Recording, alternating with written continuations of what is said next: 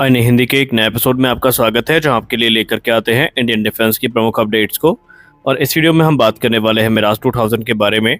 जब भी मिराज 2000 के अपग्रेड की बात की गई या उसके बारे में बात की जाती है तो एक प्रश्न काफ़ी ज़्यादा पूछा जाता है कि अपग्रेड में हमने दो अलग अलग कॉन्ट्रैक्ट साइन किए थे, डसॉल्ट एविएशन और थेल्स और MBDA के साथ, लेकिन हमें MBDA से जो मीटियोर मिसाइल है ये क्यों देखने को नहीं मिली। मिराज 2000 एक कैपेबल फाइटर है, लेकिन फिर भी उसमें मीटियोर मिसाइल को प्रदान क्यों नहीं किया गया, और क्या आने वाले भविष्य में ये मिसाइल हमें देखने को मिल सकती है इंडिजिनस प्लेटफॉर्म में। तो आइए इसी पर बात करते हैं। दोस्तों, आपको बता दें कि 2019 में भारतीय वायुसेना का एक प्लान सामने आया था, जहां पर मिराज 2000 फाइटर एयरक्राफ्ट में मीटियोर मिसाइल के इंटीग्रेशन की बात की गई थी, जो कि लॉन्ग रेंज की BVR मिसाइल है। और उस समय डसॉल्ट एविएशन और MBDA ने दोनों ने मीटियोर को देने से मना कर दिया था, और उसके पीछे उन्होंने दो कारण बताए थे। पहला कारण तो ये था कि मीटियोर मिसाइल का इंटीग्रेशन मिराज 2000 में एक कॉस्टली एंडेवर था, क्योंकि इसके लिए मिराज 2000 में बहुत सारी मेजर मॉडिफिकेशंस करनी पड़ती, एयरक्राफ्ट के सिस्टम में मॉडिफिकेशन करनी पड़ती, और ये मॉडिफिकेशन बहुत ज़्यादा एक्सपेंसिव होने वाली थी डसॉल्ट एविएशन और MBDA दोनों के लिए,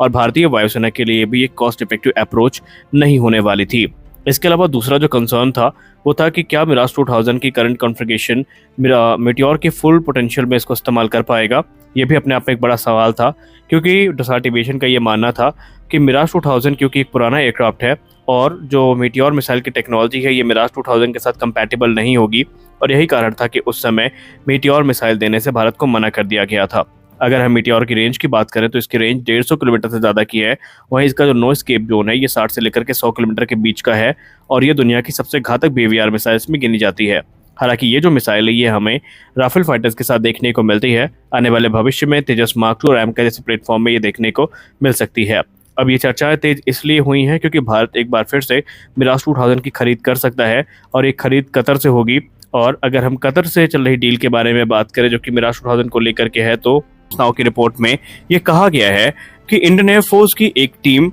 कतर बहुत जल्दी जाने वाली है, जहां पर वो इन फाइटर जेट को इंस्पेक्ट करेंगे, और इंस्पेक्शन के दौरान देखा जाएगा कि क्या ये भारतीय वायुसेना को सर्विस देने के लिए कंपैटिबल है, क्या इसकी जो टेक्नोलॉजी है ये आने वाले भविष्य में भारत के लिए यूजफुल साबित होंगी, और ये क्या जो इंडियन स्पेसिफिक एनहांसमेंट है उनको प्राप्त करने के लिए योग्य है या नहीं, ये भी यहाँ पर इंडियन टीम के द्वारा देखा जाएगा। इसके पहले कतर ने इन एयरक्राफ्ट्स को इंडोनेशिया को बेचने की कोशिश करी थी, क्योंकि इंडोनेशिया ने मिराज 2000 फाइटर जेट को लेने की इच्छा जताई थी, लेकिन बाद में ये डील कैंसिल हो जाती है, और जो कतर की एयरफोर्स है ये इसे अपने पास ही रखती है। दरअसल कतर की एयरफोर्स में 9 single seat Mirage 2000-5 EDA variant है, और 3 जो है ये मिराज 2000-5 DDA ट्रेनर्स हैं। और इस दौरान जो डील होगी इसमें जो स्पेयर इंजन है जिनकी संख्या 14 बताई जा रही है, इनको भी शामिल किया जाएगा। अब आप में से बहुत सारे लोग तो ये कहेंगे कि भारतीय वायुसेना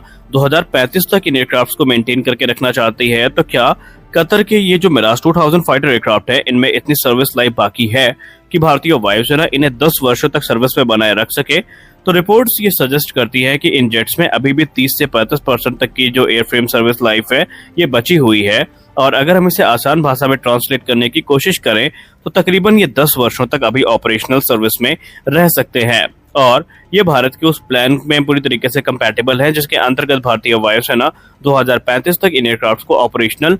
रखना चाहती है। अब इनके प्राइस को लेकर के थोड़ी कंफ्यूजन तो है, क्योंकि कुछ मीडिया सोर्सेस में ये कहा जा रहा है कि कतर ने 795.14 मिलियन डॉलर्स की जो डिमांड है वो करी है 12 जेट्स के लिए, जिसका मतलब ये है कि अभी हमने आपको जो यूनिट कॉस्ट बताई है 6.7 US डॉलर्स की, या सॉरी 6.7 मिलियन US डॉलर्स की, ये इसमें हमें देखने को नहीं मिलेगी। जो एक्चुअल कॉस्ट कतर डिमांड कर रहा है इसकी वो होगी 66.25 मिलियन डॉलर की, जो कि बहुत ही ज्यादा है, और खासकर एक ऐसा एयरक्राफ्ट जिसके पास सिर्फ 30 से 35% की सर्विस लाइफ बची हो, उसके दृष्टिकोण से ये जो प्राइस है ये बहुत ज्यादा बताया जा रहा है। हालांकि ये जो पोटेंशियल एक्विजिशन है प्री ओन मिराज 2000 का, ये अभी फिलहाल भारतीय वायुसेना के द्वारा फाइनल नहीं किया गया है। भारतीय वायुसेना एक चरणबद्ध प्रक्रिया को फॉलो करेगी और स्टेप बाय स्टेप ये जानने की कोशिश करेगी कि क्या ये एयरक्राफ्ट वाकई भारतीय वायुसेना के लिए बेनिफिशियल साबित होते हैं या नहीं।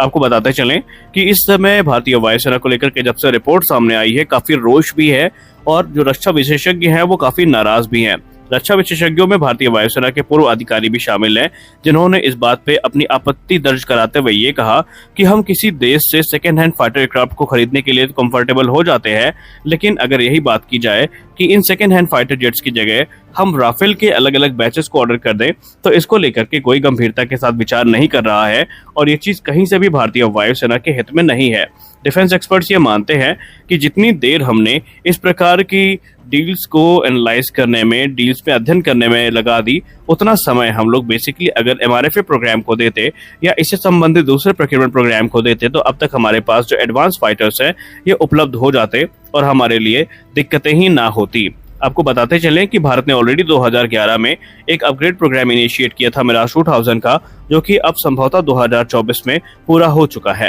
हालांकि कोई ऑफिशियल कंफर्मेशन तो नहीं है, लेकिन माना जा रहा है कि अब तक वो प्रोग्राम पूरा हो चुका होगा। और भारतीय वायुसेना की बात करें तो उनके लिए ये एयरक्राफ्ट काफी इंपॉर्टेंट है, फिर चाहे कारगिल युद्ध हो या बालाकोट एयर स्ट्राइक हो, इसने अपनी जो उपयोगिता है उसको साबित भी किया है। दरअसल अगर हम अपग्रेड की बात करें तो इनको अपग्रेड करने के लिए भारतीय वायुसेना के द्वारा 2011 में जो $2.5 बिलियन की एक डील है ये साइन करी गई थी, जहां पर भारतीय वायुसेना अपने 51 मिराज 2000 फाइटर जेट को मिराज 2000 ITI स्टैंडर्ड में अपग्रेड करने वाला था। और ये डील डसाल्ट एविएशन के साथ साइन करी गई थी, जहां पर इन एयरक्राफ्ट्स को लेटेस्ट सेंसर, इलेक्ट्रॉनिक्स और एवियोनिक्स से इक्विप किया जाना था और ये चीजें इसे एडिशनल सर्विस लाइफ प्रदान करने वाली थी। डसाल्ट एविएशन के पास जिम्मेदारी थी कि ये 2 एयरक्राफ्ट को फ्रांस में अपग्रेड करती और बाकी के जो एयरक्राफ्ट हैं ये HAL की फैसिलिटी जो कि बेंगलुरु में है, ये यहाँ पर अपग्रेड किए जाने थे। अब बाकी के जो फाइटर एयरक्राफ्ट हैं HAL TOT के सहायता से करने वाली थी। जी हाँ, ट्रांसफर ऑफ टेक्नोलॉजी जो कि डसाल्ट एविएशन के द्वारा प्रदान की जानी थी,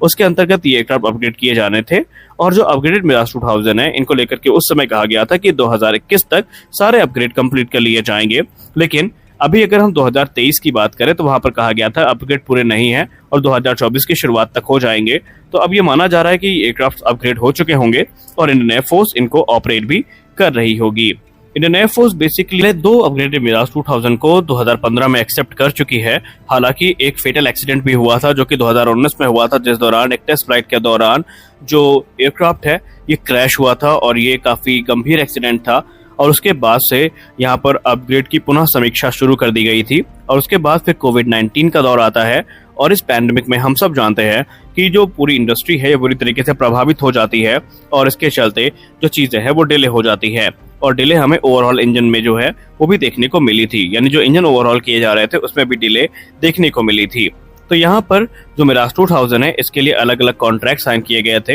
एवियोनिक्स का जो कॉन्ट्रैक्ट था और सिस्टम अपग्रेड का जो कॉन्ट्रैक्ट था ये तेल्स के साथ साइन किया गया था, जबकि हथियारों के लिए $1.23 बिलियन की डील जो है ये अलग से एक कॉन्ट्रैक्ट के अंतर्गत साइन करी गई थी, जो कि MBDA के साथ थी, जहां पर इन्हें एडवांस मीका मिसाइल से इक्विप किया जाना था। अब यहाँ पर जो अपग्रेड था इसमें मिराज 2000 को नया मिशन कंप्यूटर मिलने वाला था जो कि बड़ी मेमोरी के साथ आने वाला था, नया radar, advance navigation system, advance electronic warfare system, advance communication system और आइडेंटिफिकेशन सिस्टम मिलने वाले थे। वहीं कॉकपिट को भी एक मेजर इंप्रूवमेंट या मेजर अपग्रेड मिलने वाला था। इसके कॉकपिट में 2 लैटरल डिस्प्ले